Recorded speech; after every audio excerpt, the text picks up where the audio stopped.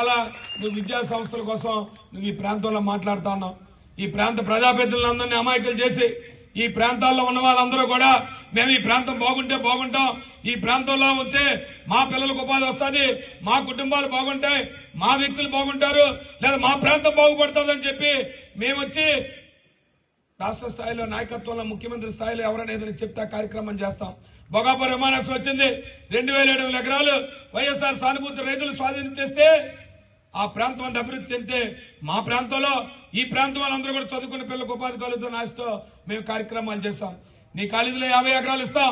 ఏంటి నీ తాలూకా ఓ పేదవాడు ఇక్కడ ఉన్నవాడు ఎవరైనా, ఈ మధురవాడలో ఉన్నవారు ఎవరైనా ఒక్కరైనా ఓ పేదవాడికైనా ఉచితంగా చదివించావని చెప్పడుతున్నావు.